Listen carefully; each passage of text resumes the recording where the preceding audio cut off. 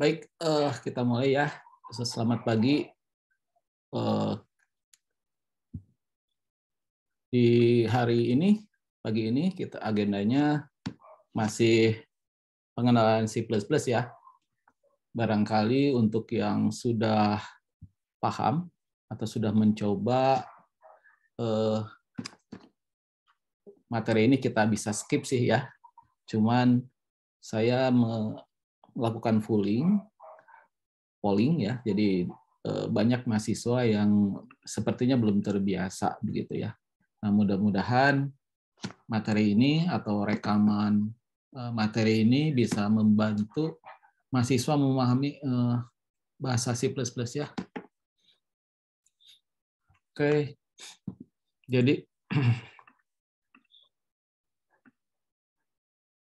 yang seperti terlihat di layar di sebelah kiri ini saya menggunakan modul struktur data, modul praktikum strukdat ya, IF tahun 2020 ya, udah lama, kemungkinan besar sih tidak ada perubahan ya.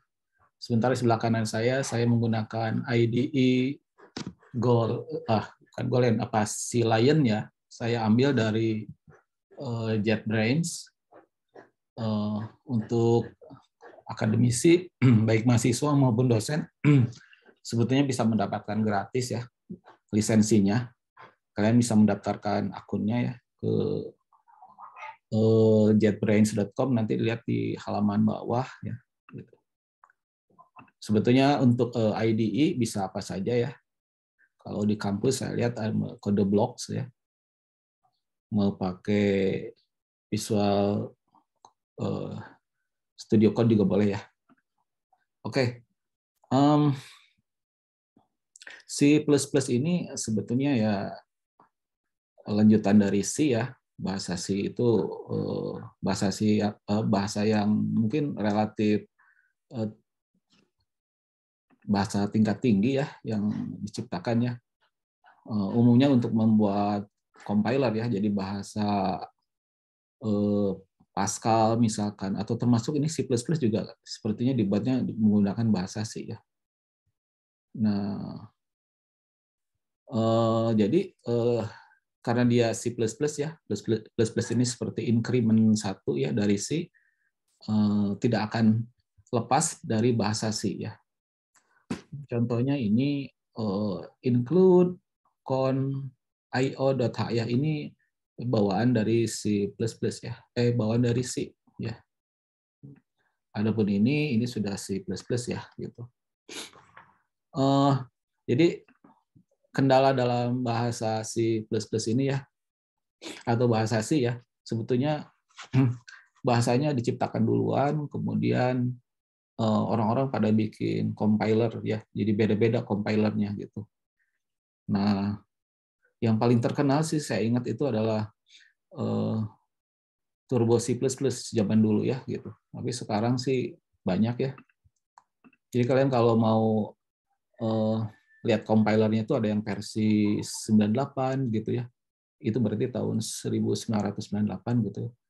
Ada yang 2011, 2014, 2000 berapa lagi ya? Sampai ada yang padahal 2023-nya belum ada ya. Ada yang compiler versi 2023 gitu ya. Nah, saya di sini menggunakan compiler versi 2014 ya. Jadi nanti kalau ada sintaks yang sedikit berbeda, mohon dimaklumi ya. Juga sedikit disclaimer ya. Jadi ketika nanti saya menjelaskan kemudian ada yang salah ya, mohon dikoreksi ya gitu. Oke, nah ini di layar sebelah kanan ini sudah ada template baku dari C++ ya. Di baris pertama ini kita mengimport library IOStream ya gitu. Nah, biasanya kalau kita manggil library yang lain nanti tinggal kasih gitu aja ya, include lagi di bawah gitu kan ya. Nah, ini satu pernyataan untuk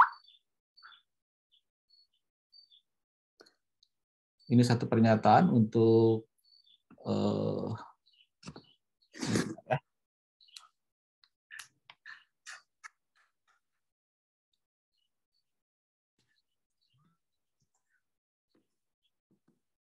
untuk menyederhanakan sintak ya. Jadi ini kalau misalkan nggak ada ini, nanti kita sintaksnya jadi lebih panjang gitu ya. Jadi ini biasanya kita tulis ya, gitu. Oke. Nah contohnya ini ya. Kita akan mencetak hello world di layar ya, gitu. Sederhana ya.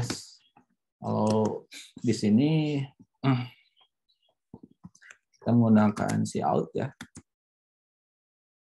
Kalau belum terbiasa ya tinggal gini aja, lihat ya. Ada cout, nanti ada ini apa ya, lebih kecil gitu. Saya lebih suka nyebutnya kayak tanda panah ke kiri ya, 2 gitu. Nah, terus kemudian kita tulis string misalkan ya. Nah, terus kita bisa kasih titik koma ya, semikolon, itu untuk menandai berakhirnya satu pernyataan ya. Nah, terus kemudian sebetulnya blok ini tuh adalah blok fungsi ya, dengan keluarannya adalah int ya. Nanti akan saya jelaskan itu apa maksudnya fungsi ya. Untuk fungsi main ini selalu kita nyatakan balikannya 0 gitu ya. Bukan berarti nanti keluarannya 0 sih ya. Cuman ini satu pernyataan return 0 itu untuk mengakhiri program di fungsi utama ini ya. Jadi ini si out hello nanti ini akan kecetak di layar ya. Untuk runningnya, kalau di komputer dengan sistem operasi Linux atau macOS ya, macOS, mesin MacBook gitu ya. Ini di terminalnya bisa kita panggilnya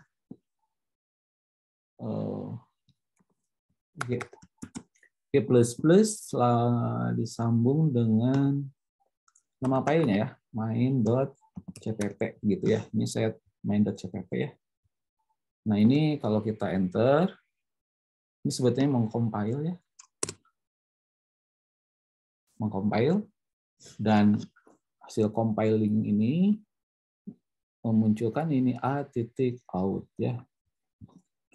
A.out itu dipanggilnya seperti ini. Ini kayak gitu ya. Nah, itu dia ya.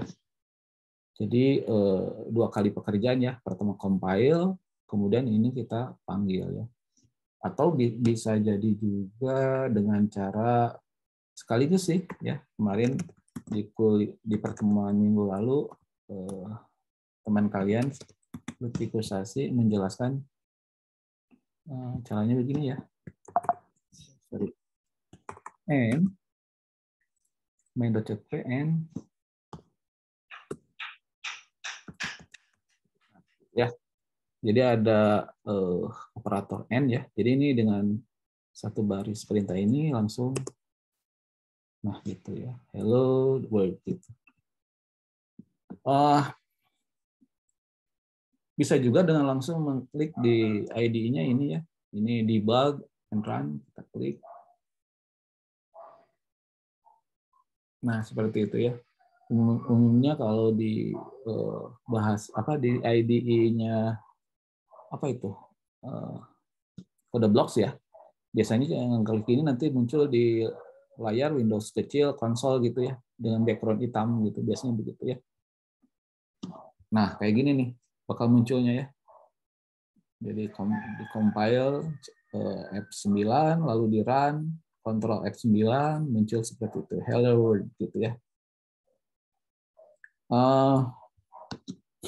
Jadi seperti itu sih sebetulnya ya.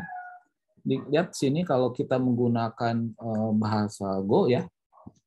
Coba saya buka dulu Go-nya ya. Saya menggunakan Golang.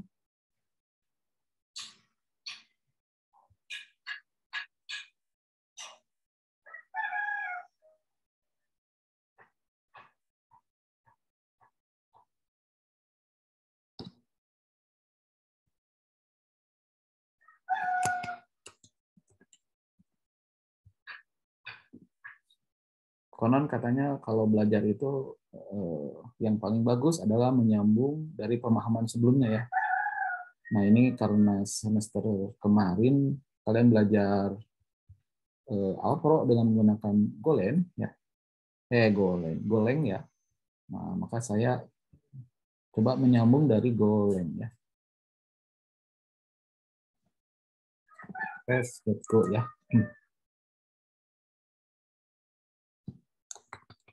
Nah kan waktu di Golang kan gini ya, TUNC main gitu kan. Nah, itu ya sama aja sih. Gitu. Kalau mencetak hello world berarti FFT dan lain hello world ya. Ini tiba-tiba muncul ya di editor saya. Kalau pakai editor lain mungkin harus diketikin ya gitu. Nah ini kalau di run-nya kan kita kalau pakai terminal run nama filenya test.c ya gitu. Nah sama saja sih ya. Jadi perbedaannya apa ya? Kalau di sini selalu ada int ya, karena ini adalah satu fungsi ya. Terus nanti ada main gitu. Kalau di sini keywordnya pakai func ya, function ya, main. Di sini ada kurawalnya sama. Sintaks untuk mencetak di layar fn.filmline ya.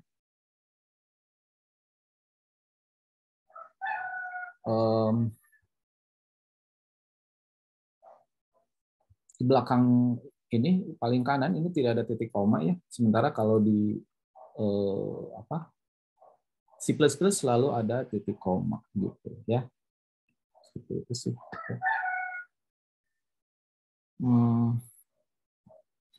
Tunggu sebentar ya.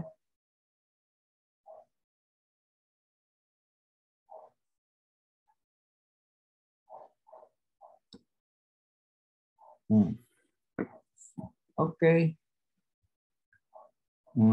Di bawah tidak ada return null ya di Golang itu.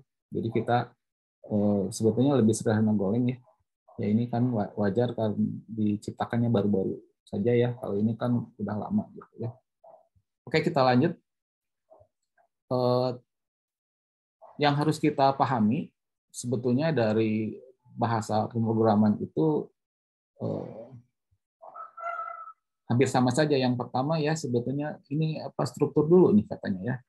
Nah, strukturnya udah saya jelaskan seperti ini strukturnya. Jadi saya jelaskan lagi ya. Jadi ini adalah sebuah fungsi ya. Kalau kita ingin membuat fungsi lain ya bisa di bawah. Misalkan int ini nama fungsi ya. Apa ya? Penjumlahan ya. Misalkan penjumlahan. Nah, lalu nanti akan kita return hasil ya. Nah, hasilnya kita deklarasikan integer ya. Yang akan dijumlahkan adalah dua buah bilangan ya. Misalkan int a sama b ya. Nanti sininya a tambah b gitu. Ini harus dideklarasikan lagi ya. Nah, gitu ya. Ternyata tidak bisa begitu ya.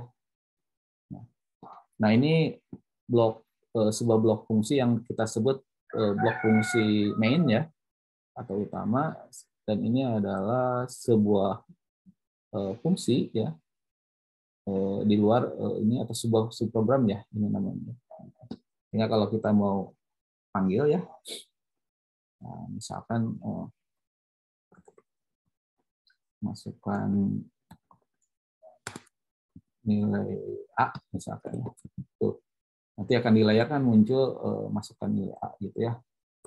Terus nanti si user akan ngetik sesuatu ya.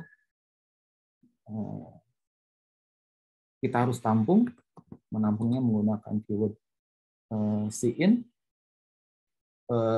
kalau si out ke sebelah kiri, ya, si in ke sebelah kanan, ya. Nah, tampung dalam variabel. Kalau belum ada variabelnya, ya deklarasikan dulu, ya. Deklarasikan, misalkan int, saya pilih variabel lainnya, bil 1, bil 2, gitu ya. Jadi ini nilai bil 1, katakanlah, ya. Nanti ditampung di bil 1, gitu ya. Ini si out ini nanti ketika di run, di kursornya akan muncul di sebelah sini, ya. Nunggu dimasukin gitu. Ketika kita masukkan sesuatu, nanti masuk ke dalam bil, ya. Untuk yang satunya lagi kita masukin, ya. Ini bil 2, ini bil 2. Kemudian kita akan panggil fungsinya. Fungsinya adalah penjumlahan. Jadi ini si out, panggil langsung penjumlahan. Ini nanti kita akan panggil penjumlahan. Lalu ada argumennya 2, ya, di sini, A dan B. Nah, untuk A akan saya kirim value dari bil 1. Untuk B akan saya kirim value dari bil 2, ya. Penjumlahan.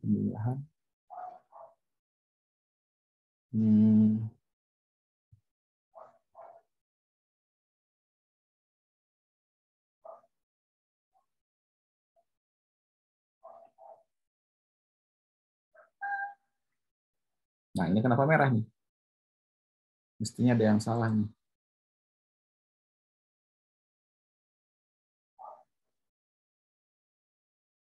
Si out.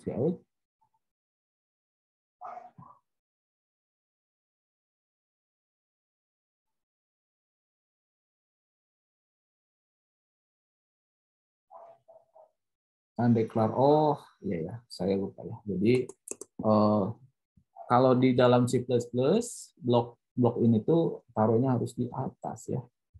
Nah, jadi agak ini, ya, namanya. Jadi dia harus ditaruh di atas supaya bisa ketahui, ya. Nah, kalau misalkan kayak begini ada di bawah fungsi utama, dia merah gitu, ya. Protes dia. Supaya kita bisa mendaftarkan prototype namanya, ya. Prototype itu kayak gini, int penjumlahan dalam kurung int a int b. Jadi sama seperti header ini, ya. Cuman di ujungnya dikasih koma gitu. Nah, jadi masih tahu ke compiler, ya, bakal ada namanya fungsi penjumlahan. Implementasinya di bawah begitu, ya. Oke, kalau kita run hasilnya kayak gimana, ya? Masukkan dulu. Nah, masukkan bil 1 misalkan 12, ya. Masukkan bil 2 13. 11, ya. Harusnya jadi 23, ya. Nah, ini hasil penjumlahannya 23, ya. Nah, ini strukturnya jadi seperti itu, ya. Sebuah fungsi utama, ini sebuah subprogram yang akan dipanggil di fungsi utama ini, ya. Ini ada giniannya nih. Kalau di compiler ini suka rada dimanjakan, ini saya harus hapus dulu aja. Nah, ini. Jadi ini fungsinya dipanggil, ya. Ini bil 1 dan bil 2 itu adalah argumen yang kita masukkan, ya. Nanti bil 1 ini menjadi masuk, ya. Jadi seolah bil 1 itu diisikan ke A, ini adalah parameternya, bil 2 ke dalam B, ya, gitu. Nah, ini sih sebetulnya bisa lebih cepat, ya. Kalau kita ini kita buang. Tadi boros parameter, boros variabel, ya. Nah, ini lebih sederhana lagi, ya. Gitu. Nah, itu strukturnya, ya. Jadi saya coba menjelaskan struktur program C++ seperti itu. Jadi coba kita lihat di sini, Ini ada bagian atas pendeklarasian library yang akan digunakan dalam program ya. Ini IO string, con.io.h, new library.h ya. Ini nanti akan kita coba jelaskan ya. Ini bisa kita buat nih.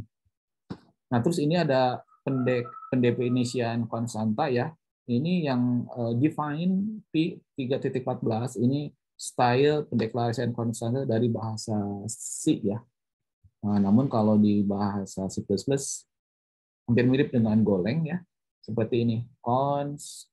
Nah, bedanya nama konstantanya ditaruh di sebelah kanan ya. Lalu ini tipe datanya gitu.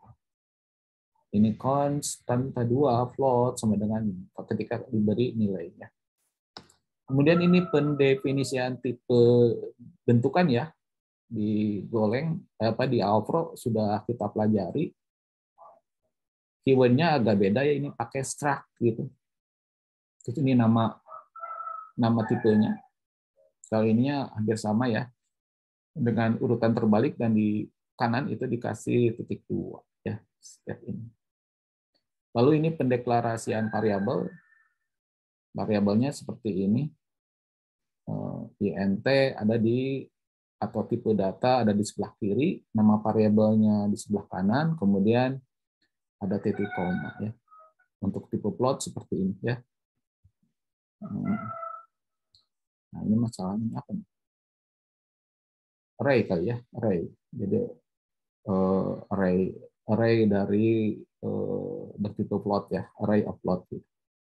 Nah, ini jadi fungsi fungsi A. Kalau yang ini prosedur ya, nanti kita akan lihat kalau prosedur itu menggunakan keyword void ya. Jadi tidak mengembalikan kebalikan gitu ya. Nah, void ini kan artinya kosong ya. Tidak ada gitu kan void itu. Nah, ini program pemanggilnya gitu ya. Bukan program utama, dan biasanya program utama itu akan manggil subprogram gitu ya.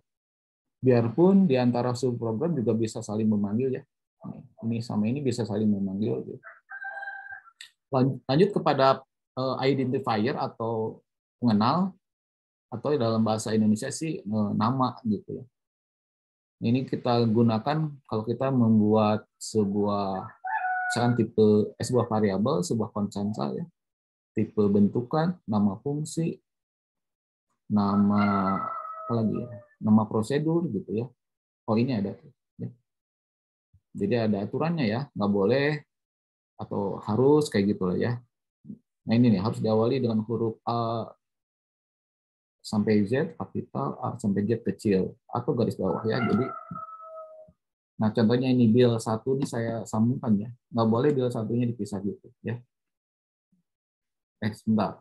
Nomor 1 harus diawali dengan diawali oleh huruf A. Nah, ini lihat bil 1 diawali oleh huruf B ya. Atau garis bawah. Jadi boleh juga katanya sih pakai garis bawah ya. Karakter selanjutnya bisa berupa huruf, digit, atau karakter bawah. Jadi karakter 2 dan sebelah kanan selanjutnya bisa huruf, digit, atau karakter garis bawah ya, underline ya, atau underscore kali ya. Nah, kayak gitu ya. Panjang maksimal identifier adalah 32 karakter ya. Jika lebih, maka yang dianggap adalah 32 karakter awal ya. Lagian ngapain kita bikin variabel panjang-panjang ya, atau nama ya. Jadi boros ya gitu. Tidak boleh mengandung spasi. Nah, kayak tadi ya, kalau dipisahkan jadi error gitu ya. Tidak boleh menggunakan operator aritmatika ya. Misalkan bil 1 pakai minus ya. Itu nggak boleh ya. Kalau mau pakai underscore gitu ya. Oke. Ini contohnya panjang, nilai 4, luas underscore total, harga gitu ya. Nah, lanjut kepada tipe data. kita ketahui ya, nilai-nilai yang ada di luar komputer itu ya banyak ya, cuman selalu dikategorikan biasanya di dunia pemrograman itu 5 ya, ada yang tipenya numerik ya, terus kemudian alfabet sama boolean ya. Nah, tapi kalau di spesifik bahasa pemrograman tertentu ya, kayak di C++ gini biasanya suka ada beda-beda dikit gitu ya. Coba kita lihat.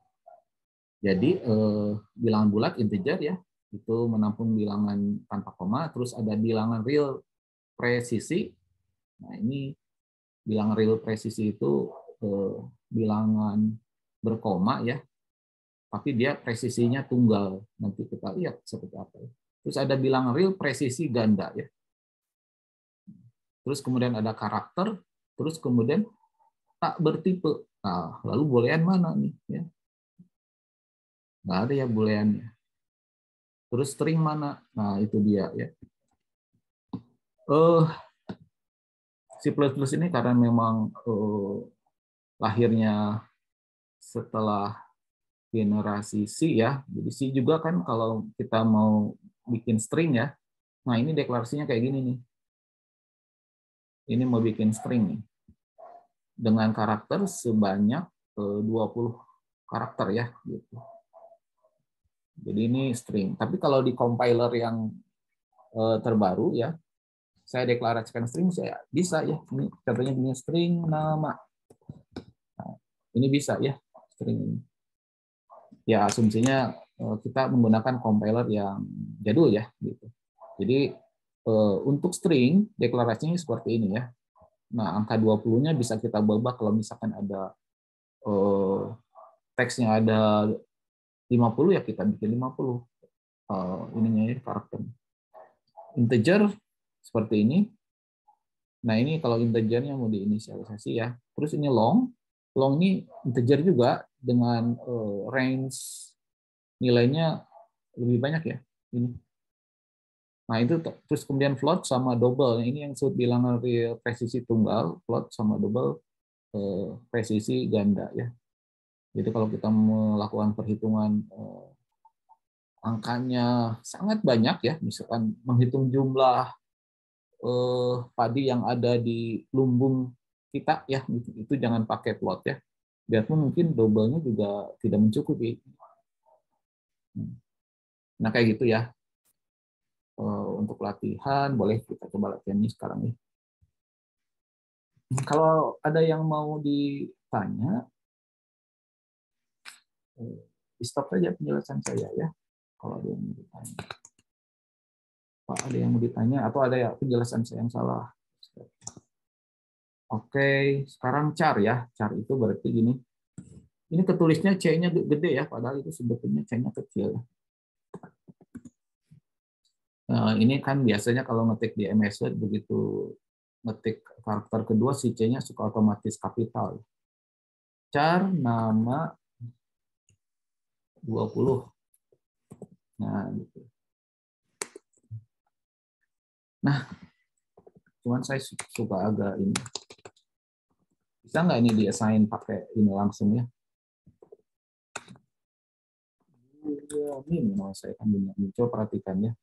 Jadi kalau karakter ini tidak bisa di-assign kayak begini, protes dia. Apa ya?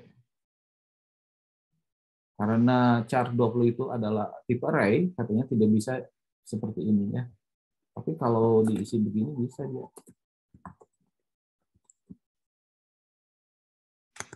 Tuh ya. Jadi ya biar ngerasain apa bedanya. Nah, tuh. Kalau di run, sialan nih. Mana? Nah, ini kan jalannya. Jadi di-assign langsung dari codingannya nggak bisa ya. Bagaimana kalau kita dapatkan dari luar ya? Dari keyboard maksudnya ya. Nah, ini. Coba kita run. Wah, ini berantakan.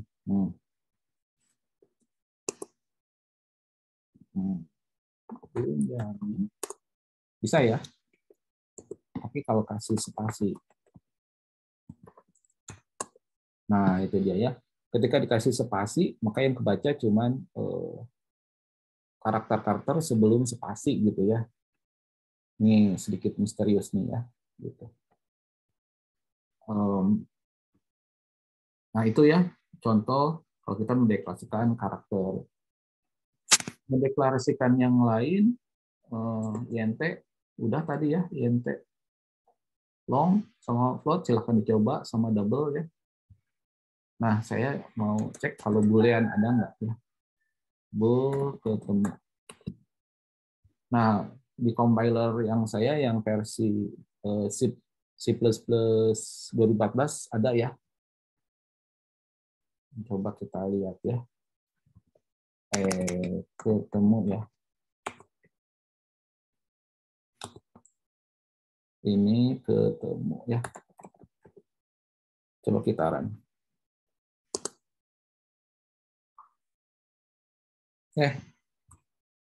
True maksudnya ya. No ya. False. No ya. Nah, ini gimana nih? Satu. No. Ya. Coba saya tulis ya. Ketemu sama dengan false ya.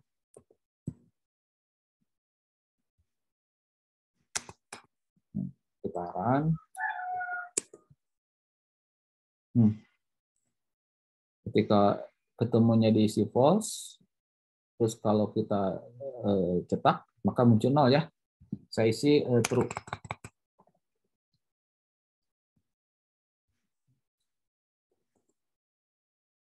Nah, ini ketemu 1 ya. Nah, coba perhatikan di sebelah kanannya ada simbol persen yang mengganggu ya. Kita tulis ENDL.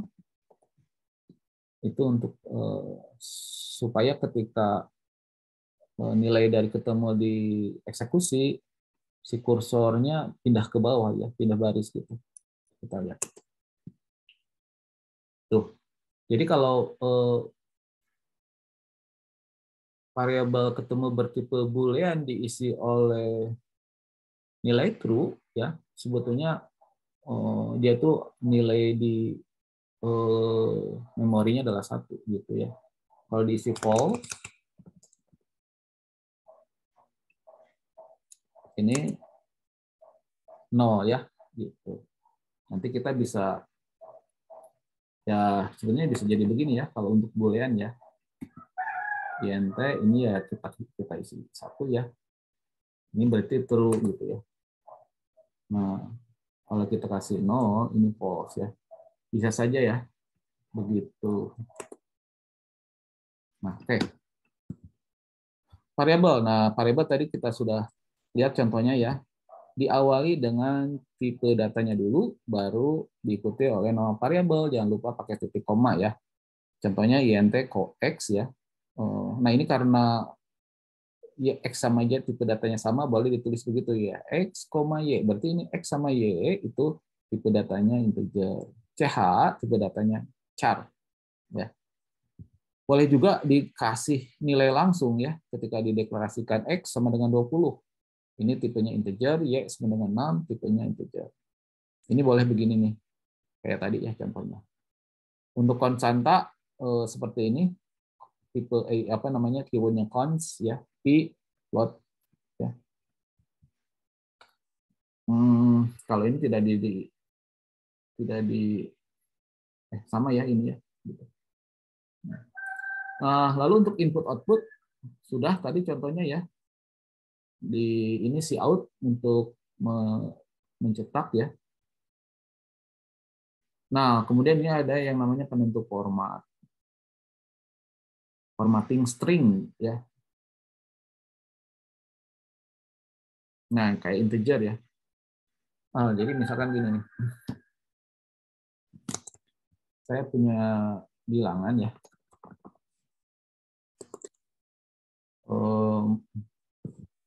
Misalkan bilangan 1 sama bilangan 2 ya. Nah, bilangan satunya misalkan 1, bilangan 2-nya 3 ya. Bilangan 1 dan 3 ya. Nah, ini saya mau cetak nih. Si out ini bisa pakai string ya. 1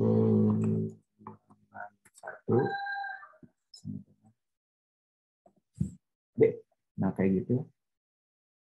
Benar nggak ya? Saya takut salah juga sih. Tapi kita lihat ya. Bilangan 2 dengan persen. Ya. Nah, ini nanti bil 1, bil 2.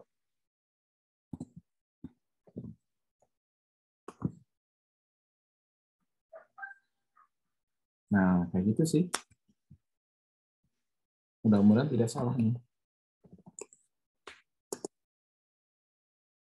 Ya, salah ya. Bilangan satunya persen D. Nah, ini dia ya. Persen D itu kayak apa ya?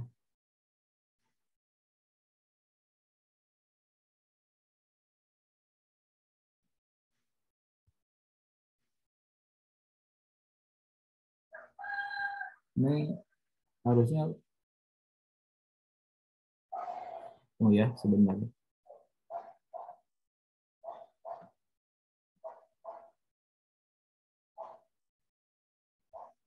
Kalau di float biasanya seperti itu nih ya.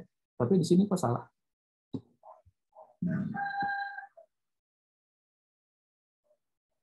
Persen D bil 1.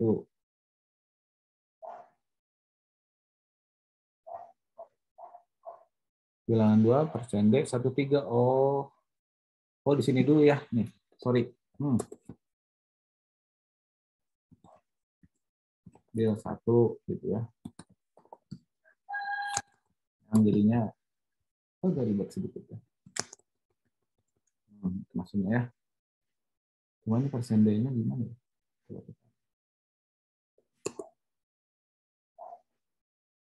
Nah, ini dia ya. Masih ada persen D-nya ya. Persen D 1 gitu ya. Ini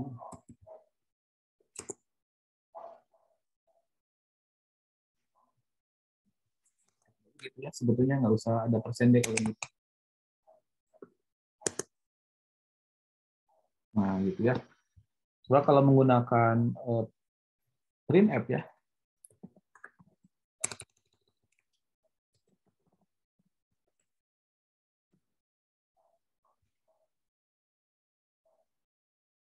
Nah, printf itu harus pakai library-nya. Tunggu sebentar ya, eksperimen dulu.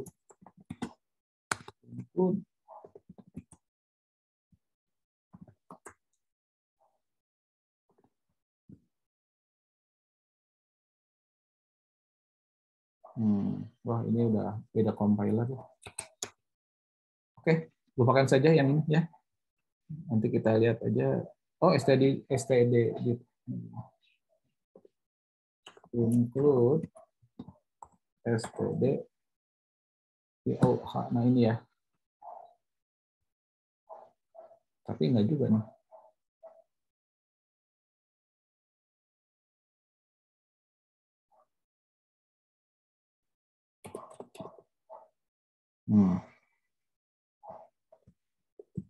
Nah, bisa ya ternyata ya. Nah, saya tadi mau coba menjelaskan ini ya, yang persen D ini ya. Bilangan persen D gitu ya. Terus kemudian bilangan 1,2% D, koma, bilangan 2,2% D. Nah, kalau kayak gitu, nanti kita bisa di sebelah kanannya, ini 1,22 ya. Ternyata harus memanggil ini ya, standar input output H. H ya. Nah, keluar ya, gitu. Jadi persen D untuk bilangan integer. Untuk floating point, bilangan desimal, bentuk desimal ya ini persen F. Ini sama ya, berpangkat Ini lebih kecil ya, terus ini ada LF. Nah, untuk karakter persen %C, string persen %S, ini selanjutnya ini ya. Ini jarang kepake, tapi silahkan dibaca-baca ya. Nah, ini kalau kita butuh, oh ini pakai std. Oh, ya. Coba ya, kalau kita butuh mencetak sesuatu, terutama di sini ada ini ya, 10,2 ya. Ini untuk bilangan pecahan di 2 digit di belakang koma ya. Jadi ini 2,0 gitu. Terus ada 2-nya. Bilangannya ini sih. Nah, ini angka 10 ini nanti berapa banyak karakter yang disediakan gitu. Terus kemudian dia rata kanan gitu ya. Nah, silahkan dicoba saja ya itu ya. Lalu ada escape sequence. Escape sequence itu diawali dengan notasi backslash ya. Ini kenapa disebut escape? Karena karakter di sebelah kanan escape itu jangan dianggap sebagai huruf sebagai karakter ya, tetapi itu sebetulnya jadi bukan teks biasa ya. Jadi kalau misalnya slash n contohnya ya, itu kayak nyuruh compiler nggak baris gitu ya. Seperti midget enter ya, atau return gitu kalau di laptop ya. Slash t ini ngetab ya, soalnya midget tab gitu ke kanan ya sekali gitu. D slash D backspace mundur ke kiri ya. Kayak gitu. Inputnya sudah tadi ya pakai in. Kemudian penentu format untuk fungsi in sama seperti penentu fungsi. Oh gitu ya. Memang tapi harus memanggil ini ya. Ini gc sama gauge adanya di bahasa C ya. Ini bahasa jadul banget ini. Ini terutama untuk karakter ya ini. Silahkan dibaca saja itu. Lalu ini ada operator-operator. Operator itu untuk mengoperasikan ini ya, atau untuk memanipulasi nilai-nilai ya. Ada parentesis gitu ya. Ini. Terus kemudian ada kurung siku ya. Kurung siku ini biasanya untuk deklarasi array. Terus ini elemen struktur data ya. Ini pakai tanda panah ke kanan. Nanti akan ada ya di materi struktur datanya simbol yang ke arah kanan ini terpakai ya. Terus operator unary itu dia bisa cukup variabelnya satu aja ya, ditambahin dengan operatornya ini gitu, nanti akan keluar hasilnya gitu. Contohnya ini kan semua tanda seru ya, satu ini not ya. Untuk variabel boolean ya, bertipe boolean. Ini komplement ya. Apa sih namanya itu, saya lupa lagi ya. Terus ini negasi, ini increment, decrement, ini alamat memori ya, sama indirection. Terus ada operator aritmetika kali, bagi, sama persen. Nah kalau yang persen ini kan modulo ya, sisa pembagian, sementara pembagian ini, yang ini harus saya jelaskan, ini sebetulnya bisa ambigu ya, bisa ambigu. Misalkan ya, saya punya variabel A5 ya. Kemudian saya akan cetak A dibagi 5. Kok A bagi 5, bagi 2 ya. Ini kalau di run,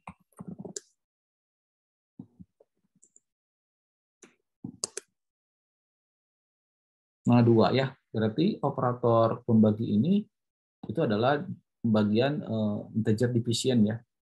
Ini terjadi karena si A-nya yang atas itu adalah integer ya. Coba kalau saya kasih float ya.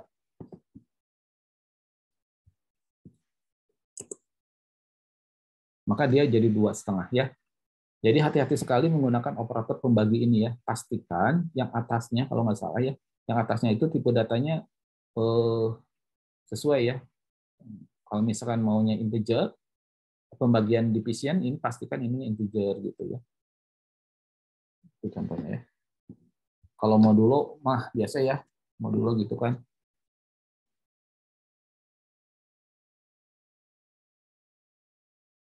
Oh, sorry, modulo nggak bisa ke float ya. Dia hanya bisa ke integer ya. Makanya dari barusan nggak bisa tuh. Ya, 5 mau 2 ya, sisanya 1 ya. Oke, sip, lanjut. Operator aritmetika yang lain mah pertambahan pengurangan itu udah biasa ya. Ini bitwise, geser ke kiri, geser kanan ya. Silakan dicoba. Ini operator relasi lebih kecil sama dengan, lebih besar sama dengan. Ya ini tuh udah biasa sih. Cuman yang ini bacanya ya, saya juga suka lupa ini sebetulnya bacanya lebih kecil dari atau sama dengan. Di situ ada kata ataunya ya. Jadi kalau A5 B-nya misalkan 6 ya. A lebih kecil dari B misalkan gitu ya. Ini kan mana? Tidak ada error. Nah, ini dia.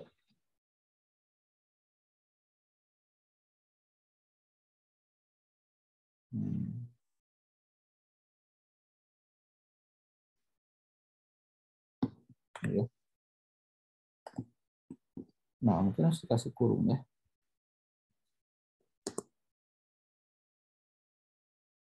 Ya, jadi A lebih kecil atau sama dengan B, karena A-nya 5, B-nya 6, itu nilainya 1 ya. Atau true gitu.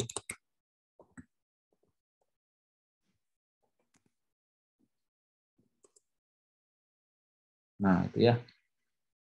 Kalau sekarang ininya 6, ini tuh juga ya, karena 6 lebih kecil dari atau sama dengan ya. Jadi lebih kecilnya memang false, tapi sama dengannya true ya. Jadi makanya 6 sama 6 ini adalah true ya. Lanjut, ini operator sama dengan ya. Sama seperti Golang sih ya. Ini tidak sama dengan, ini yang ini untuk biner ya. Nah, kalau yang ini untuk desimal logika ya. Logika.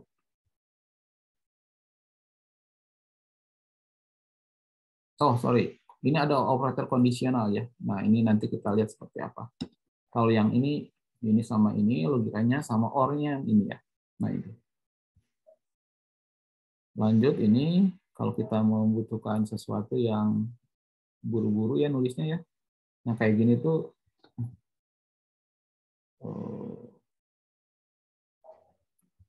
ini misalkan 2.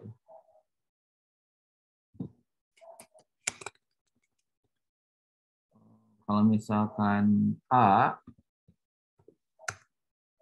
B. Nah, kayak gitu ya. Ini selalu harus dikasih kurung kelihatannya. A dikali sama dengan B. Ini sama dengan, artinya gini ya. A, artinya gitu. A sama dengan A kali B. Itu bisa buat putarannya. 12 ya. Sama dengan yang ini. Nah, itu ya. Lanjut ya. Yaitu kita skip aja. Operator aritmatika itu contohnya assignment ya, atau penugasan itu contohnya gini ya.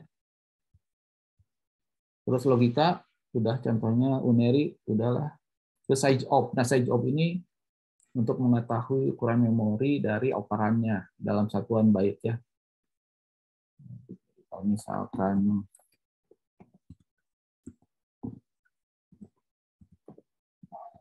pengen tahu apa ukuran memori A ya. Ya. Lihat aja contoh yang lainnya.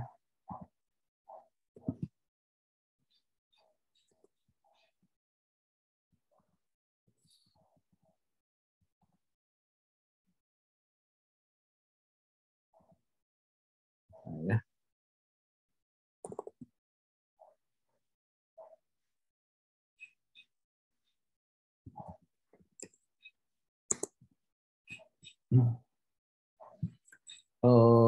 A 4 ukurannya, C juga 4 ya. Coba kalau karakter ya.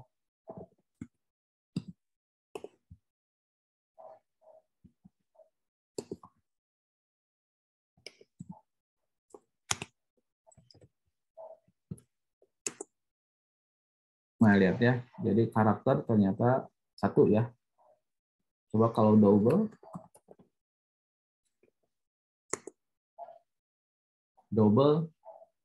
ternyata 2 kali lipat dari float atau integer ya. Kalau long itu integer juga ya. Nah, ternyata long panjang juga ya, 8 gitu. Nah, ini kalau bikin program yang benar-benar butuh alokasi memori yang ini ya, ini saya job ini untuk mengecek ya berapa ukuran variabelnya gitu ya. Ini increment kayaknya udah ya. Kemudian apalagi nih? Ya itu mah biasa ya. Lalu ada pemodifikasi tipe ya. Nah, contohnya ini nih.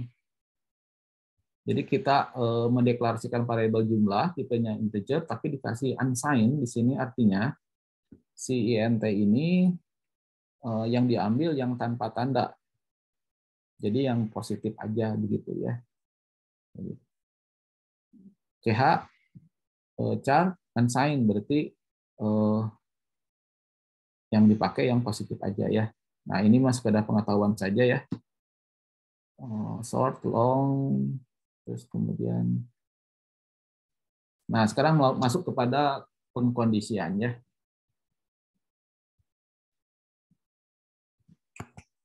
Sebelum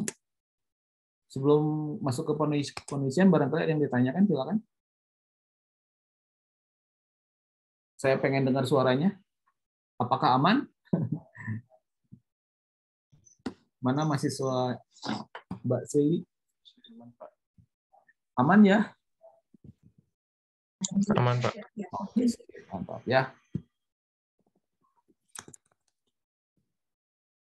Kalau aman, lihat soal ya.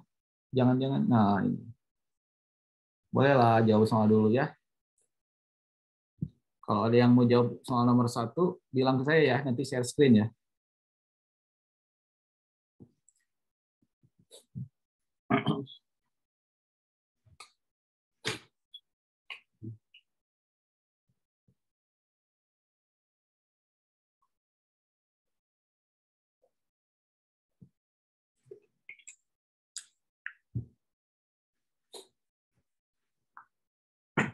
Nah, buatlah program untuk menentukan jumlah kendaraan yang diperlukan apabila kapasitas kendaraan adalah 7 orang dan jumlah penumpang adalah masukan dari user ya. Nah, ini soalnya cuma 1 kalimat ya. Tidak ada masukan ini, keluaran ini, terus contoh input outputnya kayak gimana, enggak ya. Yang kebayang oleh kita mungkin kita di tell you mahasiswa mungkin gitu ya, mau piknik ya ke satu tempat, kemudian datang ke satu rental mobil yang kapasitasnya 7 orang ya. 7 orang itu anggap saja, nah ini supirnya dihitung nggak? Ya anggap saja lah supirnya nggak dihitung ya. Jadi penumpangnya 7 orang saja gitu ya. Nah terus kita ngecek gitu, ini ternyata mahasiswanya ada 30 orang. Nah berapa jumlah mobil yang disewa. Begitu kan ya, nomor 1 itu. Ada yang mau jawab? Saya lebih suka kalau ada yang share screen ya.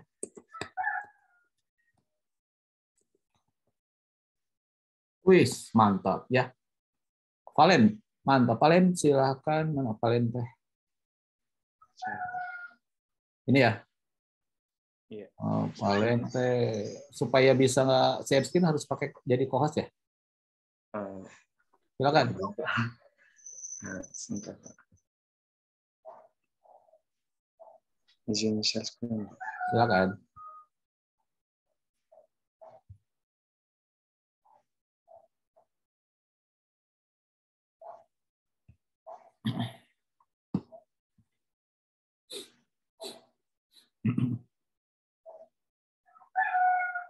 Apakah sudah terlihat, Pak?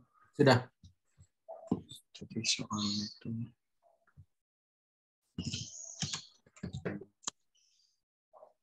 soalnya minta butuh berapa mobil ya, Pak? Berapa mobil? 1,7.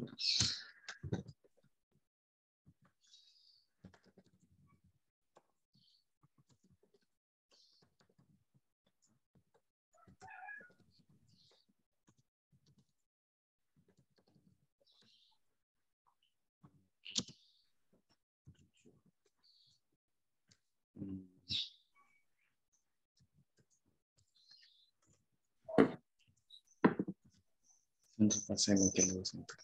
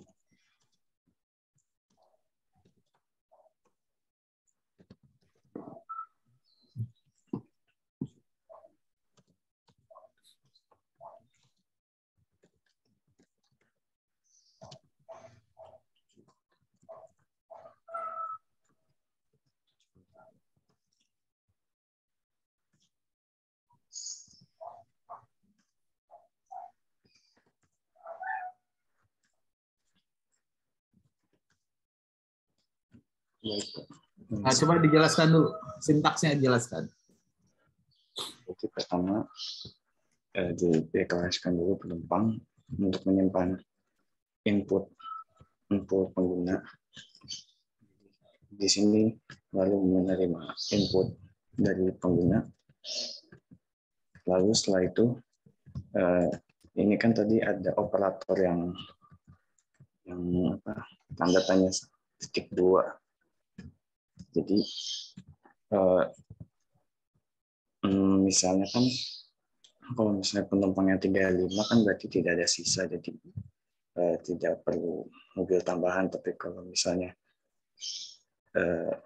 dibagi 7 masih bersisa, berarti kan masih butuh mobil lagi. Nah, jadi di situ saya mengecek dulu apakah bersisa atau enggak. Kalau misalnya bersisa, maka mobilnya tambah 1. Kalau misalnya tidak bersisa, maka penumpang dibagi 7 saja. Oke, jadi baris ke-6 itu if penumpang modulo 7 tidak sama dengan 0 true ya gitu ya. Ya, Pak. Kalau true, maka yang dieksekusi yang mana? Yang sebelah kiri, Pak. Oh iya, penumpang div 7 ditambah 1. Oke. Kalau false? Kalau false, penumpang dibagi 7. Oke, ya. Tadi masukin soalnya 35. Nah, 35 orang itu kalau dibagi 7 berarti 5 ya. Iya, 5. Berarti itu nyewa mobilnya 5 mobil ya? Iya, 5 mobil. Nah, terus kalau 36 dibagi 7 itu ada kelebihan 1 orang ya? Iya, Pak. Ya, jadi kelebihan 1 orangnya kepaksa, waduh, gaya dia ya, yang lain desek-desekan dia duduk sendirian. Oh. Iya, Pak. Enggak juga sih ya, mungkin nanti yang dari beberapa mobil yang lain masuk ke dia juga gitu ya. Oke, jawabannya udah benar ya. Nah, ini sudah pakai sintaks C++ yang ini ya, yang advance menurut saya ya. Nah, oke. Ada yang sampaikan lagi, Valen? Sudah sih, Pak. Itu aja. Cukup ya. Sebentar ya. Saya lihat dulu soalnya ya. Buatlah program untuk menentukan jumlah kendaraan yang diperlukan. Oke, udah benar ya. Jadi disuruhnya bikin program. Ya, silakan ditutup, Valen. Terima kasih, Pak. Izin stop share screen. Ya, sip, mantap ya. Lalu soal nomor 2, saya share screen dulu ya.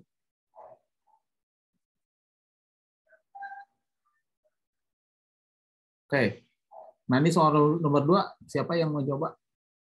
Kalau sekarang disuruh bikin fungsi. Nomor 2 sama nomor 3 berarti bergabung ya.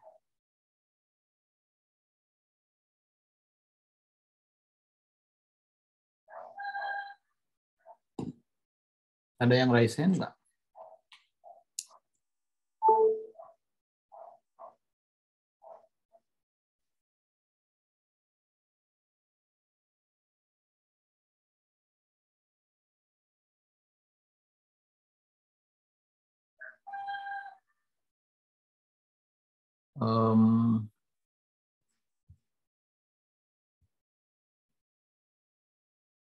Kalian udah, yang lain siapa ya? Juventus, Chris Wijana mau nyoba.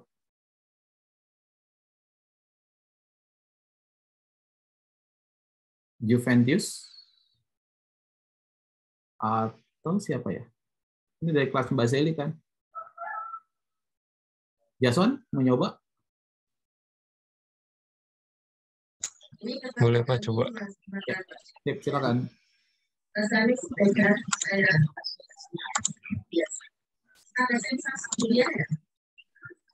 Izin share screen, Pak. Ya, ya.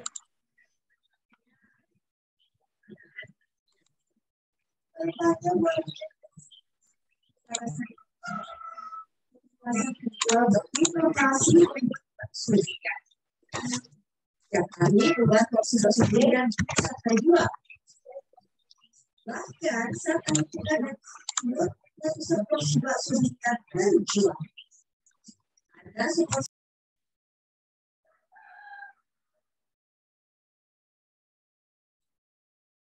Udah pakai kode blocks ya?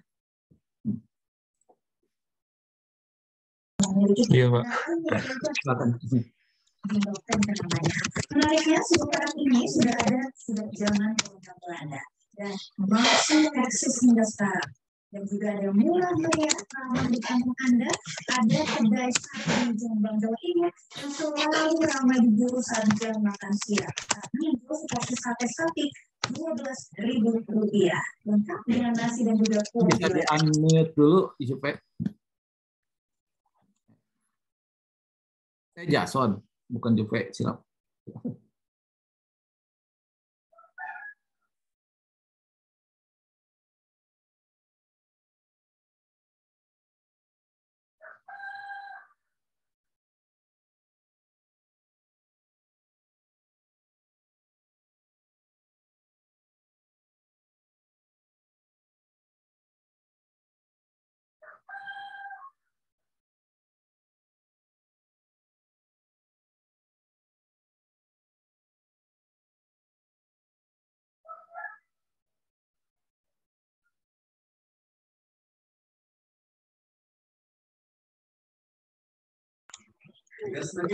Udah, Pak. Sepertinya kayak gini.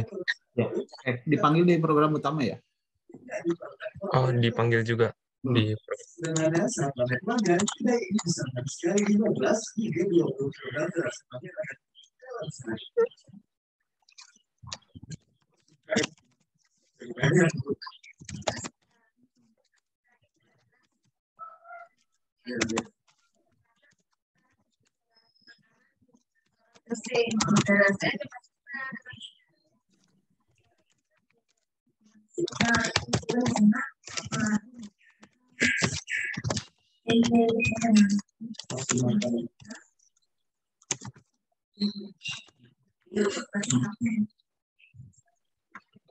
Nah, jadi Anda yang penasaran, jika sebagai sebuah data eksklusif, satu fosil berada Pak. Mungkin kayak gini. Ya, coba Diran. Masih di Jawa Timur. Iya. Oh. Bagian seperti itu. Salah satu dari sapi ini saya rasanya enak juga menjadi cukup terjangkau. Hanya dengan harga 12.000 sudah bisa mendapatkan satu Screen-nya ini enggak? Entire screen enggak? Enggak, Pak. Oh, yang munculnya enggak kelihatan. Enggak kelihatan. Sebentar. Diganti.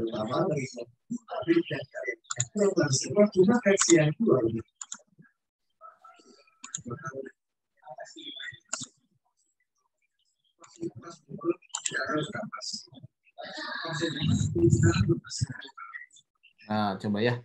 Gitu di run, nanti muncul Windows baru ya. Iya, Pak. Tapi nggak kelihatan di sini kita. Masih belum. Oh, belum di-run. Oh ya, coba di run.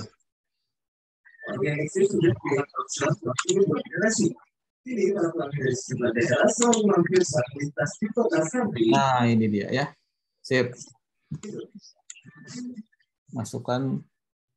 Kota Bandung, Jawa Barat dikenal sebagai wisata kuliner. Lihat dulu. Sangat unik. Yang disajikan dengan atraksi api menyala. Terlebih dahulu ada juga pizza yang diguyur lelehan mozzarella yang menggugah selera Anda. Ya. Nah, apa yang ada di benak Anda ketika melihat Harusnya ada bilangan itu ya. Iya, Pak. Harusnya. Nah, coba kenapa ya? Menikmati ramen yang dipesan, pengunjung akan disuguhi atraksi api yang membuat ramen yang disajikan oleh chef langsung di depan. Coba pakai double itunya. Fungsinya. Ya. Dan pengunjung diberi coba khusus. Pengunjung pun dilarang merekam sendiri atraksi. Misalnya pihak resto menyiapkan tripod untuk pengunjung apabila ingin merekam. Yang lainnya juga double, coba. Karena kita tahu, karena dulu saya dulu tinggal di Kyoto, dan di Kyoto itu ada restorannya. Itu kenapa konsantapinya INT ya? Itu salahnya di situ tuh. Oh iya. Indonesia. Jadi tetap aja dalam bentuk itu dulu ya. Plot dulu yang double-nya. Iya. Baris 13. Dalam plot aja, baris 13. Baris 13. Saya pikir tadi itunya kurang. Nah, deklarasi konstantannya tadi ada sedikit keliru ya. Iya, Pak. Makasih ya, Jason ya. Iya, Pak. Sin stop share. Ya. Oke, lanjut ya. Kan kalau ngelihat soal dari saya terus mah capek ya. Mendengar penjelasan saya. Ada yang bisa nomor 4? Silakan.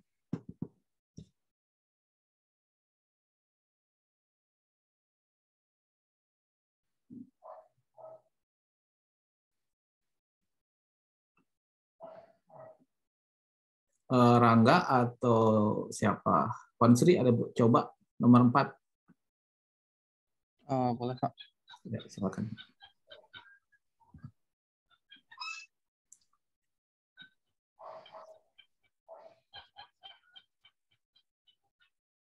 Izin share screen, Pak. Ya, bisa share screen nggak? Bisa, Pak.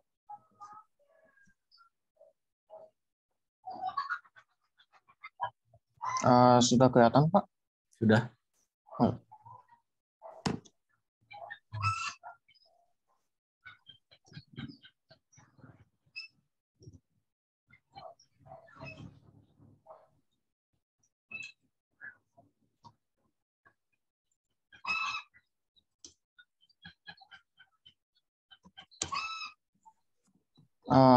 Tadi soalnya apa ya, Pak?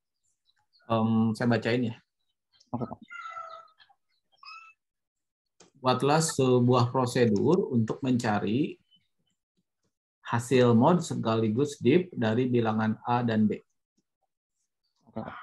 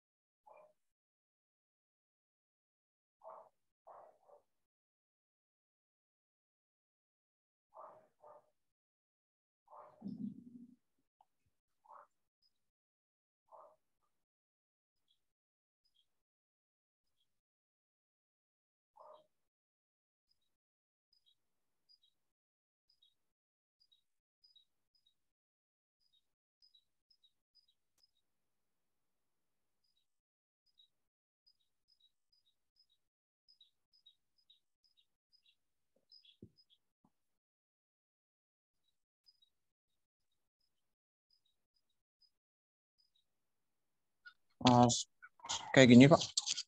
Oke, berapa yang dimasukkannya? 10/4 ya? Iya, Pak.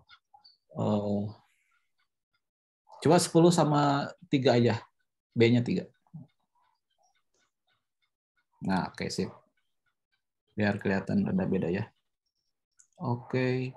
10 mod 3 itu 1 ya. 10 di 3 adalah 3 ya. Oke, sip. Benar ya? Oh, Oke. ya, sip. Mantap. Izin stop share, Pak. Ya, sip.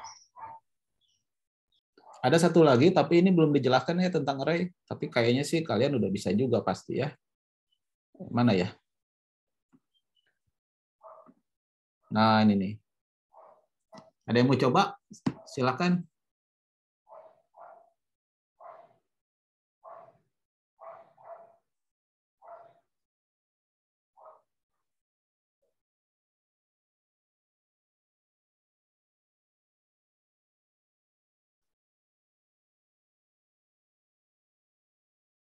Silakan. Yang nomor 5.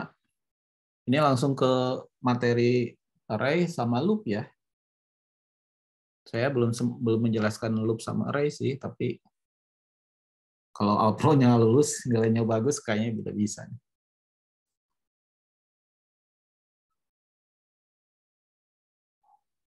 Oh, kayaknya ada yang Ryzen. Siapa yang Ryzen? Valen, silakan Valen. Mantap ya. Aduh. Izin share screen. Ya, silakan.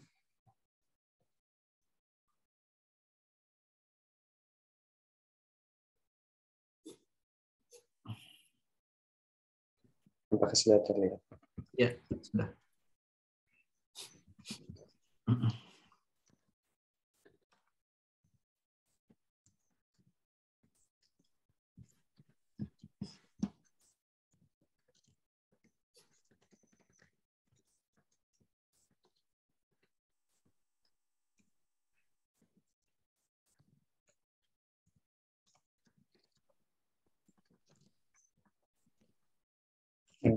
Izin tanya Pak, untuk array-nya ukurannya berapa ya Pak? Karena tidak dijelaskan di soal, bebas ya menentukan, pilihan sendiri aja.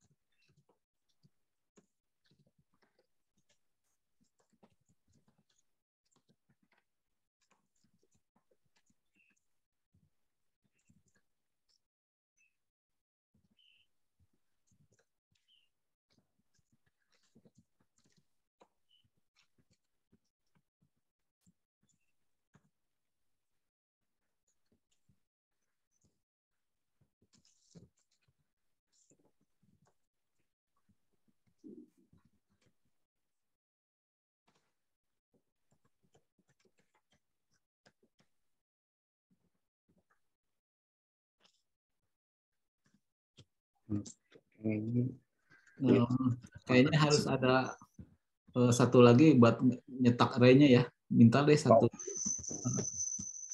di bawah itu. Nah itu. Bukan di situ ya, kali di luar loop. oh, biar sekali aja Pak. Biar ketahuan isinya apa sih gitu ya. Iya.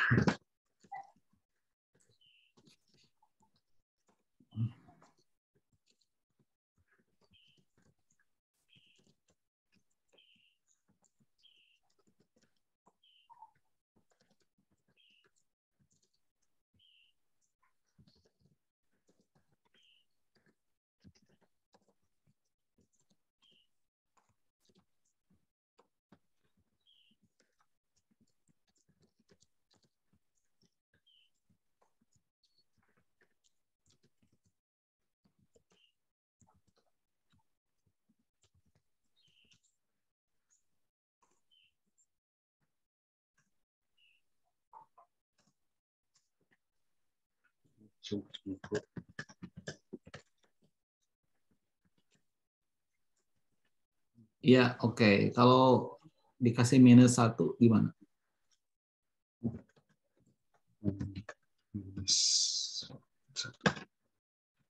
Ya, sip, mantap ya. Jelas ya. Jadi pertama dibaca dulu inputnya, baru dicek ya. Habis dicek, ceknya ada 2 ya itu.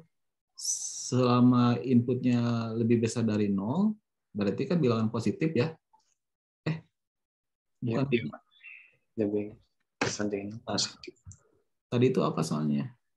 Iya, selama bilangan positif dan bukan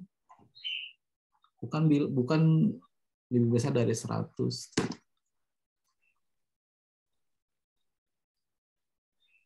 Kalau lebih besar dari 100 kayaknya itu ada yang kurang deh. Kayaknya di baris ininya ya. Baris 8-nya pakai sama dengan. Nah itu. Soalnya 100 harusnya masuk ke dalam itu. Gitu aja sih. Ya, benar nggak? Mungkin tadi saya bacakan soalnya ya. Proses pengisian akan berhenti apabila bilangan adalah negatif atau lebih besar dari 100. Berarti untuk 0 masuk ya, Pak? Berarti 100 masuk. Dari 0 sampai 100 masuk. Oh iya, 0 juga masuk ya. Nah, jadi ada 2 ya. Oke, itu aja sih kali ya. Ini kelihatannya nilai ujian ya. Skalanya 0 sampai 100 gitu ya. Ya udah nggak perlu dicoba ya, ini udah pasti benar ya. Oke, makasih Pak Alen. Baik, Pak. Izin stop share screen, Pak. Silakan. Ya, oke. Saya rasa materinya sekarang saya langsung aja ke ADT ya. Abstract Data Type.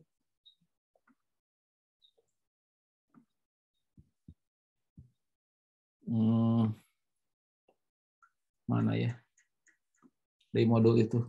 Nah, jadi kondisi ini dari modul ini juga bisa berlatih ya. Nah, mungkin abstract data type yang harus dijelaskan ya sedikit. Mana ya? Nah, array 2 dimensi, pointer. Nah, pointer juga perlu sih, cuman takutnya waktunya nggak keburu ya. Saya mau jelasin dulu lah abstract data type.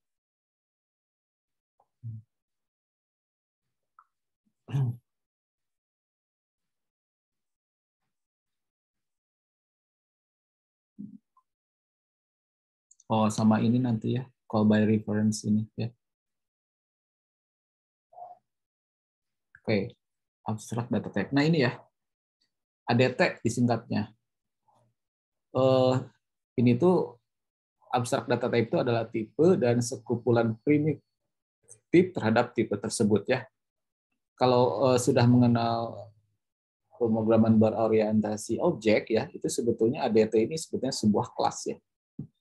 Sebuah kelas. Cuman kalau belum ya, kalau saya jelaskan ya inilah ya.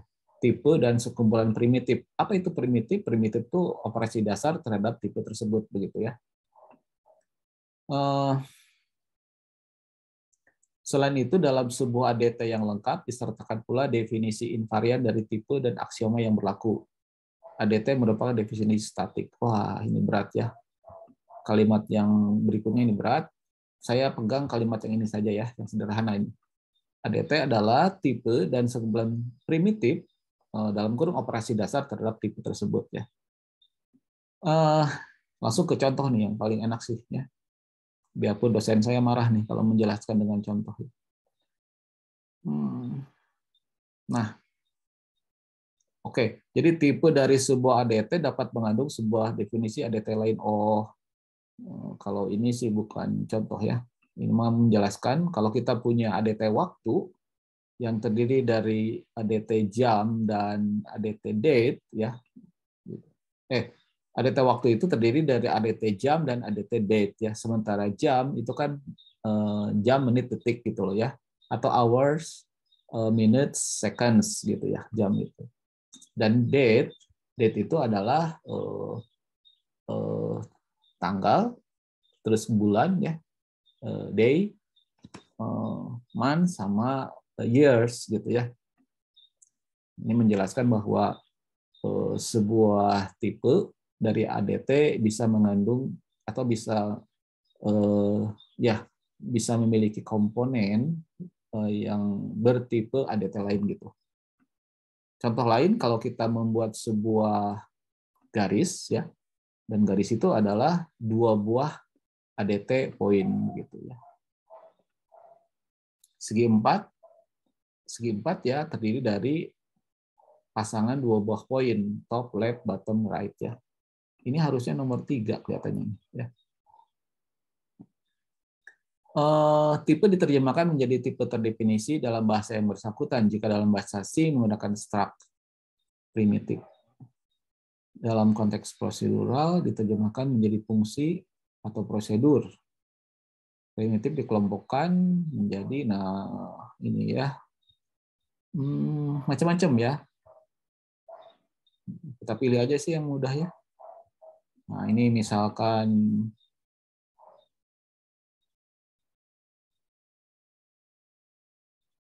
ini nomor 3 nih gampang ya. Prosedur pengubah nilai komponen biasanya namanya diawali get. Apa lagi ya? Ini mah kayak udah ke ini sih, udah ke berorientasi objek ya. Nah, nomor 6 baca tulis untuk interface dengan input output device. Ya. Seperti itu ya. Langsung aja ke contoh yang ini ya.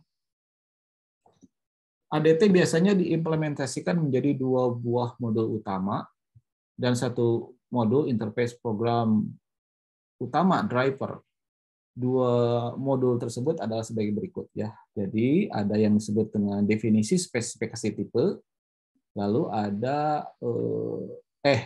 tipe dan primitive header ya. Sorry. Jadi ini ya. Jadi kalau kita butuh mendeklarasikan tipe bentukan, terus ada konstanta ya, yang macam-macam lah ya. Itu nanti kita taruh di file.h gitu ya.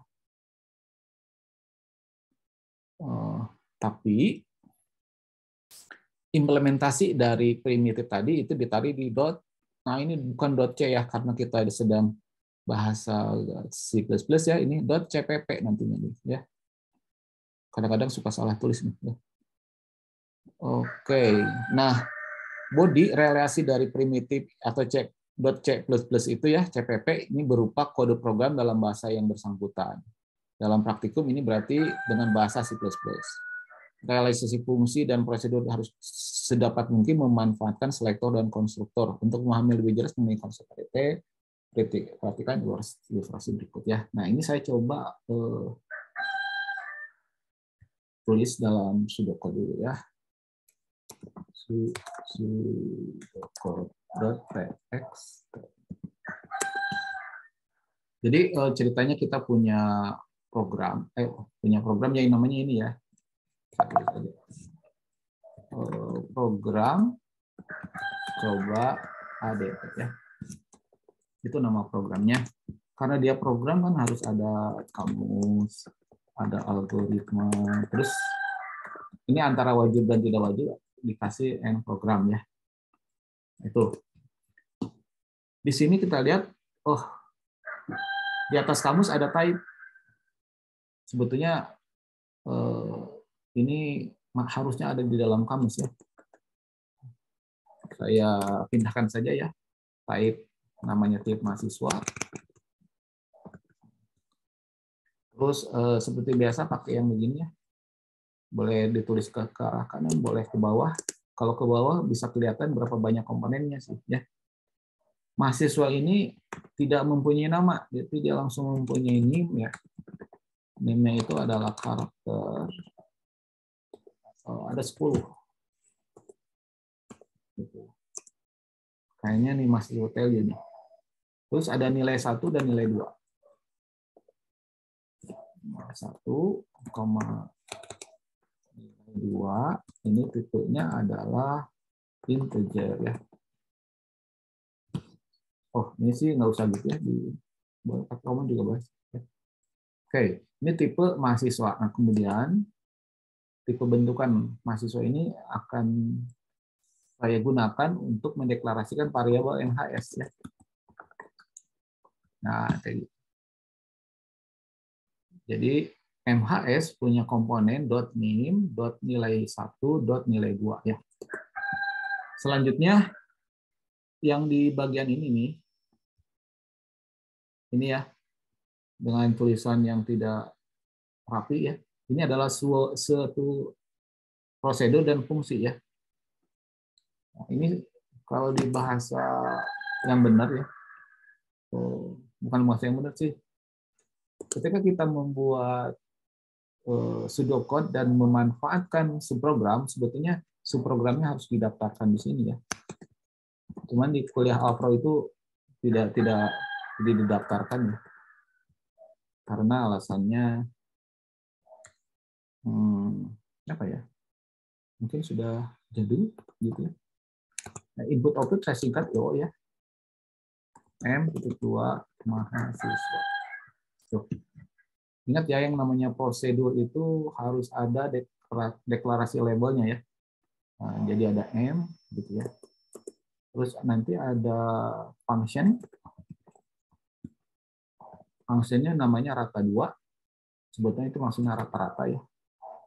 Nah, untuk fungsi tidak perlu, tapi di sini ditulis ya input.2 mahasiswa. Sebetulnya karena semua parameternya adalah input ya, maka tidak perlu ditulis input sih. Jadi di sini tulis aja m.2 mahasiswa.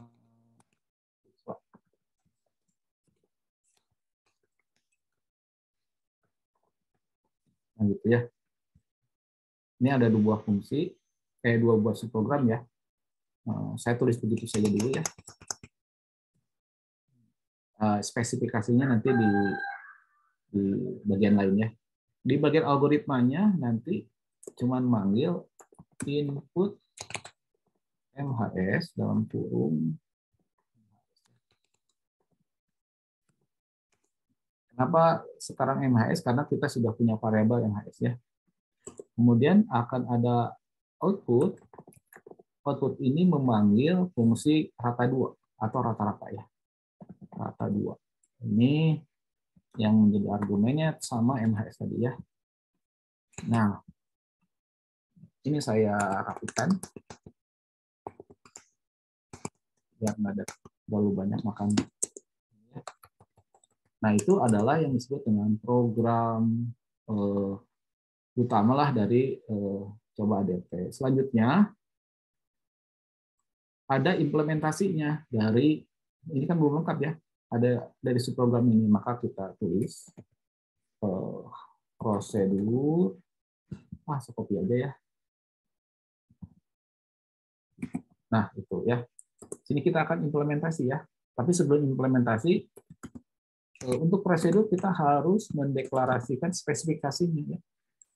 Initial state di sini, PS itu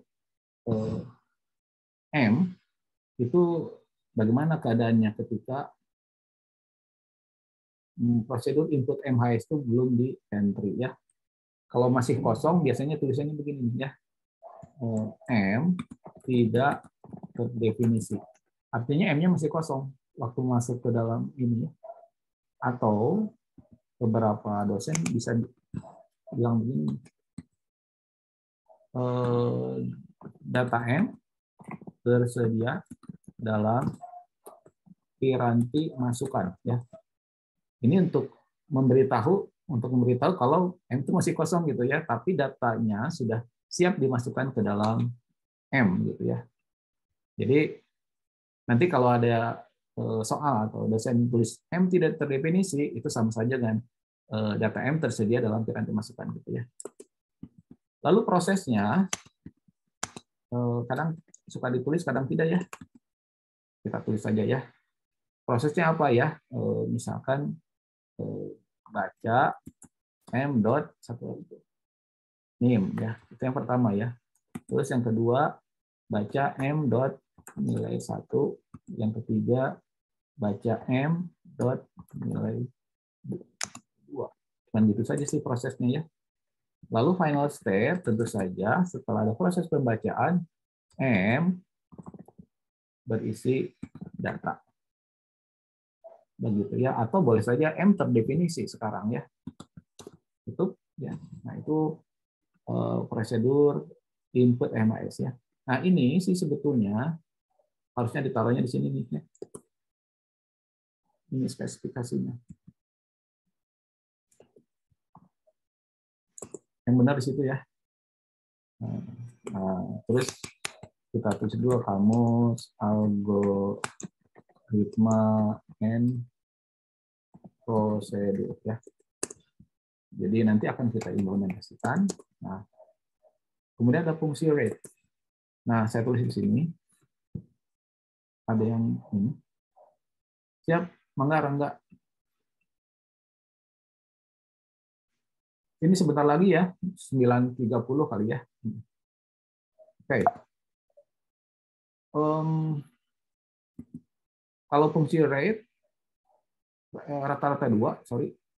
Ini sih tidak perlu initial state sama final state ya, cukup menuliskan hubungan antara input dan output ya. Atau ini kita tulis mengembalikan nilai rata-rata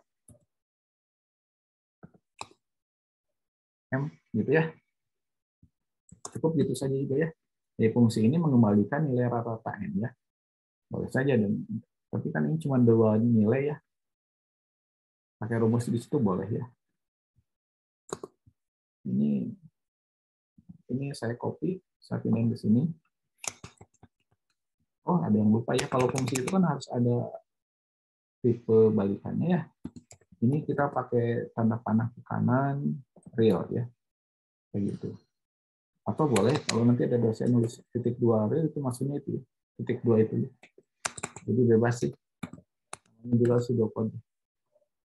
Jadi ini tadi salah.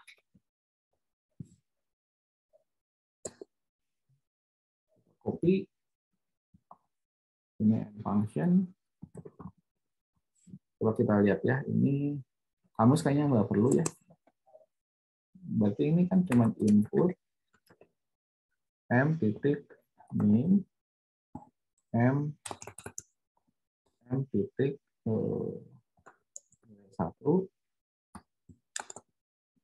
M titik nilai 2. Kayaknya cuma begitu aja ya. Mana nih? Nah ya, kayak gitu aja sih. Lalu di sininya ini return, atau kalau di sini tanda panah ke kanan sama saja ya. Nah, kalau rata-rata itu kan M nilai 1 ditambah M titik nilai 2. Nah, ini kan dibagi 2 ya. Ini real.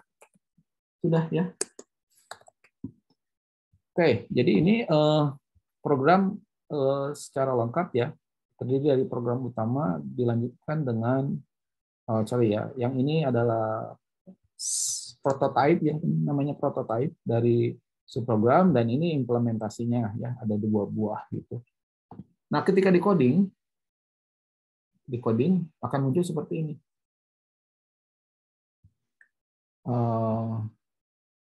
Tanggung ya, akan saya coba aja coding ya.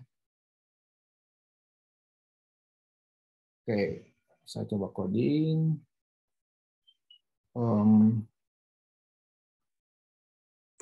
Type itu struct ya. Struct mahasiswa.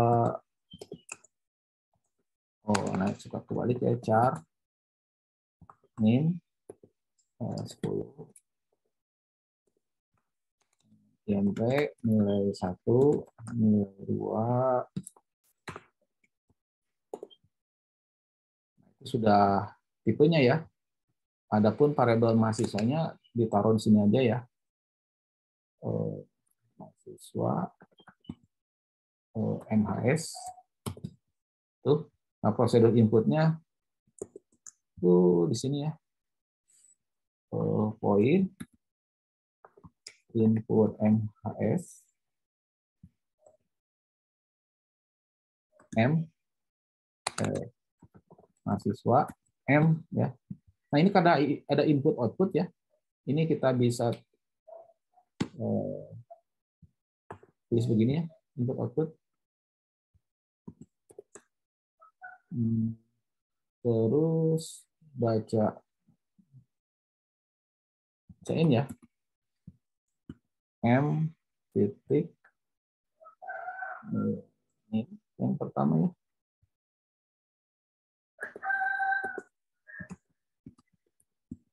M dot nilai 1 M dot nilai 2 ya. Ini karena ini perhatikannya karena di sininya ada ampersand ya. Di sininya tidak perlu pakai bintang-bintang gitu ya. Pointer ya. Oke, yang itu oh sorry. Kalau prototype yang begini ya, suka lupa saya. Atau ini saya copy dulu. Nah, ini implementasinya. Kalau prototype ini segini ya. Nah, gitu. Ya, ini prototype ya. Terus yang tadi plot terus rata 2 ya.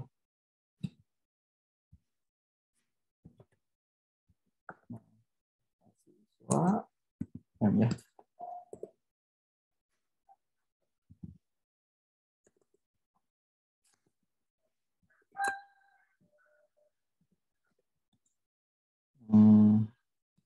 Oke, jadi kayaknya udah.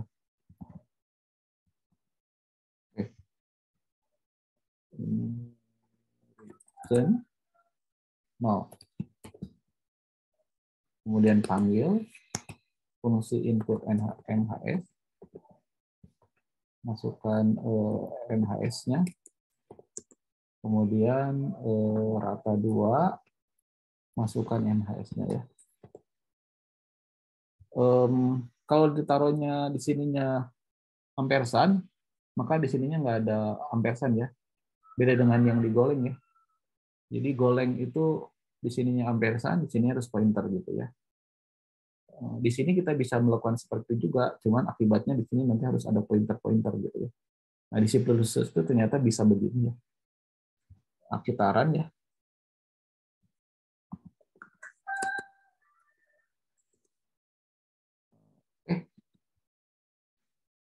Ada yang salah. Oh ini.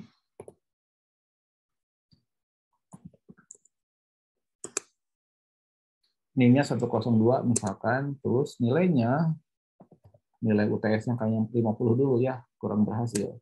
Nilai UTS UAS-nya 80. Oh, belum cetak ya.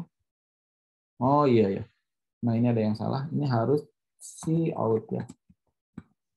Kalau kayak gitu nggak dicetak ya. Oke, kita run. Ini 02, ini 50, ini 80, hasilnya 65 ya. 50 tambah 80 itu 130 bagi 2, 65 ya. Nah,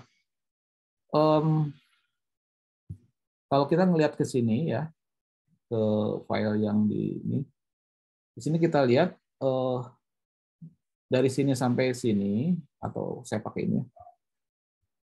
Ini sampai sini itu adalah definisi ya namanya ya. Dan ini nanti biasanya ditaruh dalam file.h ya. Sementara ini file.main ya. Ya file main, dan ini adalah file.cpp gitu ya. Bagaimana cara membuatnya? Tinggal kalau di sini tinggal ini ya. Namanya header ya, header klik. Ini karena mahasiswa ya, nama programnya ini saya tulis mahasiswa. Kita run. Nah ini saya taruh ke kanan ya. Ini saya hapus. Nah coba perhatikan di antara if and def ya sama define, terus kemudian di sini nanti kita akan pindahkan yang ini. Sampai sini aja lah saya pindahin. Saya taruh. Nah gitu. Jadi ini mahasiswa.h ya. Yang ini tiba-tiba jadi merah nih ya. Yang mainnya. Supaya tidak jadi merah, include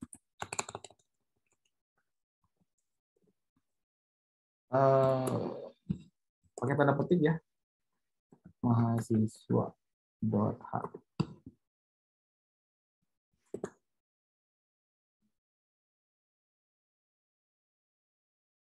Masih merah, langsung berubah ya, karena sekarang sudah terhubung ya file main ini sudah terhubung dengan ini ya.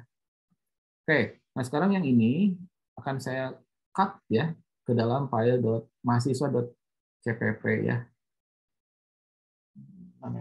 CPP search ya, tadi header ya, sekarang ini search mahasiswa. Nah ini .cpp. Ini saya pindah ke bawah aja. Down. Nah ini saya ke bawah ya. Beda dengan yang tadi, kalau tadi kan ada kayak begininya nih ya, jangan dihapus ya. Yang ini sama ini jangan dihapus. Oh yang ini kosong ya. Nah ini tinggal cut aja, taruh di sini ya. Nah tapi ini bakal merah juga. Si mahasiswanya tidak dideklarasikan, supaya dideklarasikan kita harus hubungan dengan ini. Di sini makanya ditulis include mahasiswa.h gitu ya. Nah, si mahasiswanya udah ini apa namanya udah nggak merah, tapi si ini sin merah. Kalau begitu berarti ininya saya taruh di sini aja nih biar geostringnya. Coba kita lihat. Harusnya terhubung sekarang ya. Lama dia. Nah, dia udah ya. Nah, kayak gitu ya. Ini kalau kita run hasilnya sama aja. Masih ada yang error. Apa yang error?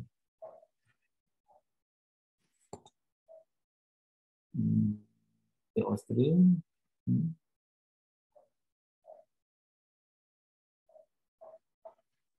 Coba lagi ya.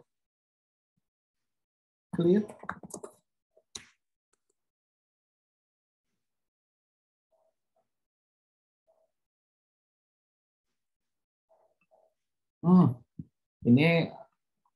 Ini juga harus panggil dia ya. Lupa.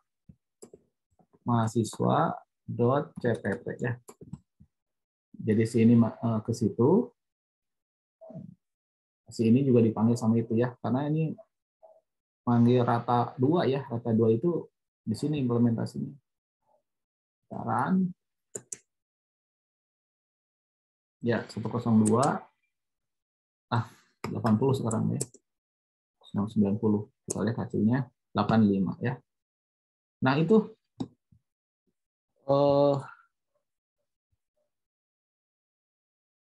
contoh ADT ya. Jadi ini primitif untuk ini ya, untuk .h gitu. Dan .cpp itu tidak hanya satu. Kalau perlu bisa banyak ya. Ini waktu masih ada. Ini saya mau tunjukin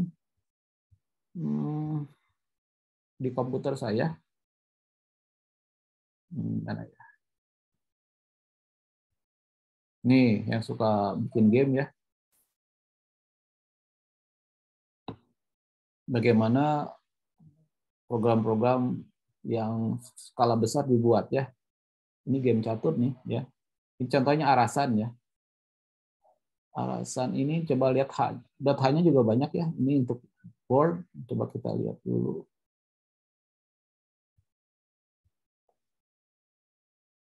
Nah, ini .h dari board ya. Tapi ini sudah mulai ke klasik ya.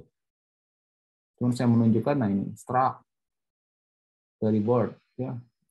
Ini tipe data, ini nama variabelnya. Tipe datanya hashcode ya. Ini n-pasang square, ini hitungan langkah, cek status type, kayak gitu ya. Password,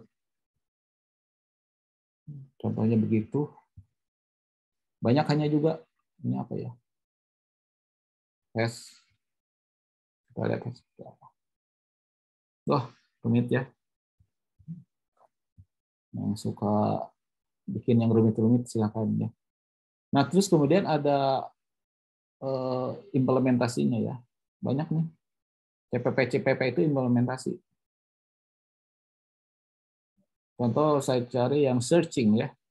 Nah ini search. Ternyata search CPP juga butuh search H ya. Coba kita lihat. Nah, ini algoritma untuk mencari langkah terbaik ya. Ini kotak papan catur nih. Mana algoritmanya? Void search controller. Wih.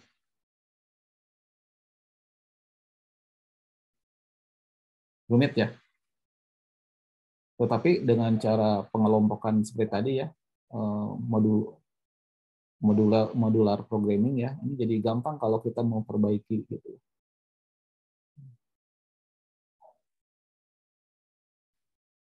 Ya, itu barangkali ya contoh dalam skala besar ya bagaimana program dibuat ya. Nah ini contoh Fruit ya. Ini yang termasuk yang jago nih Fruit ini. Mana ya? Nah ini PIS itu biji catur ya. Kita lihat apa itu PIS. Ini simbol operator bitwise itu kan geser kiri ya.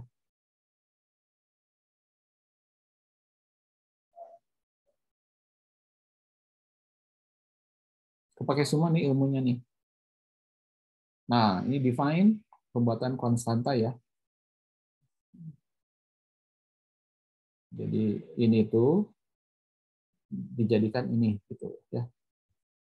Supaya lebih mudah cara bacanya. Kayak gini kan kebanyakan ini ada kurung terus ada kayak begini ya. Kalau begini jadi lebih mudah gitu.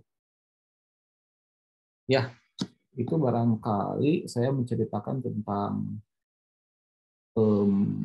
apa ya? ADT ya. Nah, untuk latihan sih sebetulnya bisa ini nih ada ya. Mungkin kalau file ini nanti kalau udah punya sih tinggal latihan aja. Nomor 1, nomor 2, nomor 3 ya. Itu lumayan sih ya. Nah, setelah dicoba lah sampai itu nanti, nah ini nanti tugasnya Bu Seli ya. Bu Seli akan mencoba menjelaskan yang ini ya, link list dan sebagainya ya. Kalau saya sih cuman yang ecek-ecek aja ya. Nah, itu barangkali ya, saya coba jelaskan tentang ADT ya.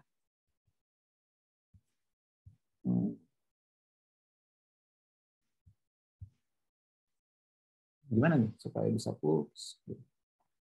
Nah, karena waktunya juga sudah 9.35 ya, tadi kita mulai 9.40. Barangkali ada yang mau ditanyakan atau tidak? Aman? Saya yakin. Tinggal latihan ya. C++ sebetulnya banyak kemiripannya dengan bahasa yang lainnya. Kalau logika sih memang sih harus dilatih juga ya. Jadi logika sama sintaks harus dilatih. Nanti konsep-konsep struktur datanya itu kalau logika sama sintaks udah jalan ya, sintaks C++-nya nanti implementasinya gampang ya. Kalau tidak ada yang ditanyakan, barangkali kita akhiri saja pertemuan kita hari ini ya. Saya ucapkan terima kasih banyak atas yang sudah hadir ya, yang sudah mencoba menjawab tadi ya. Baik, kalau gitu saya izinkan saya close ininya ya, Zoom-nya ya. Saya tutup dengan alhamdulillahirrahmanirrahim. Assalamualaikum warahmatullahi wabarakatuh. Selamat weekend ya. Waalaikumsalam. Terima kasih, Pak. Waalaikumsalam. Terima kasih banyak, Pak. Sama-sama. Terima kasih. Terima kasih, Pak.